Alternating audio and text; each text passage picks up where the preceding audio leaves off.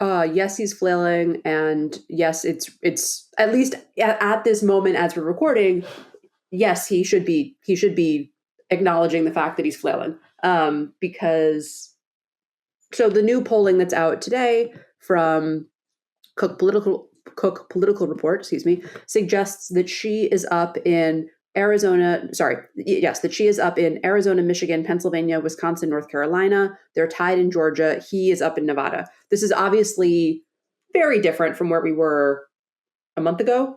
And it also shows that like the sort of discursive shift, that the vibe shift, if you will. It's okay if you won't. That it's not just discourse. It's not just vibes. It's actually reflected in polling, which is not the same thing as being reflected in votes, but it does show that it's not just like memes online, right? It's how it potentially is going to translate into something more. Why is Trump flailing? He clearly, I mean, we know this. Like they thought that they were running against Biden. They built the whole campaign about running against Biden.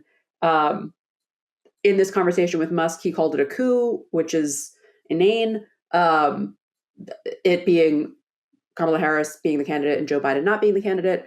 I don't think they figured out how to run against her. I don't think they figured out that,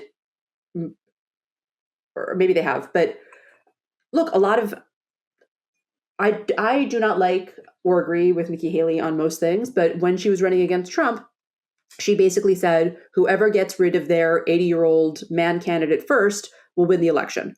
And I think that we've seen that. I think that we've seen that people just like do not want to vote for Trump, but also didn't want to vote for Joe Biden. And so if you give them an alternative that sort of has a message and can articulate that message, it can go out and have these big rallies across the country and can work really hard and can try to say, look, we're joyous and we believe in the future of this country and we love our country and we're not weird and mean and bitter. Like that person can attract voters.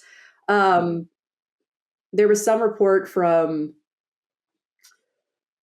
I think it was Morning Joe, where they talked about like longtime Republican voters going to bring their daughters to Harris rallies.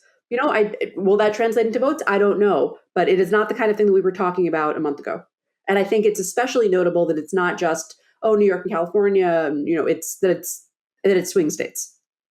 So that's why they're panicking, because they haven't figured out a message yet. If all JD Vance can do is go on CNN and say that he thinks it's weird that Tim Walz gave his wife a handshake on stage, like that's your rebuttal.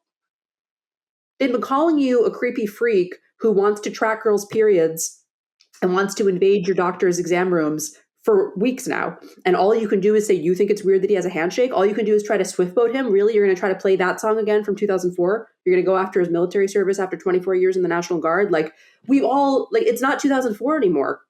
Like what are you doing? Yeah, and for the Republicans to talk about the primary is really that really plays into the feeling that they're just angry that they're not running against somebody else, which they obviously are, and for perfectly good reasons. But in the end, you cannot decide how your opponents pick their candidate. They pick their candidate, and then you take on the one that you've got. I've been really struck by the way in which they clearly are not quite sure what their attack is on her. And I don't want to sort of keep bringing things back to the UK, but I will, because we're a comparative politics podcast, if anything. So why not?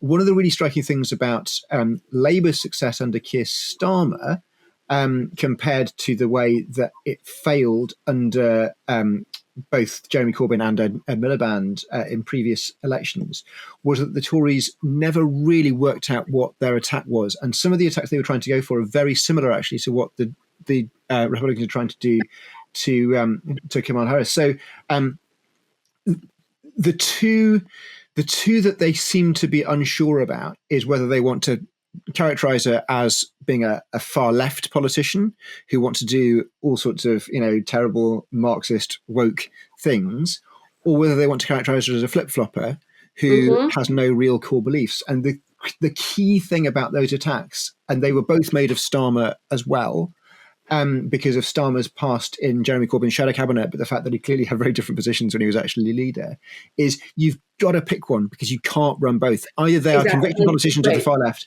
or they are inconsistent politicians who don't believe in a thing. But if one is true, then the other is not true, and you cannot run with both at the same time.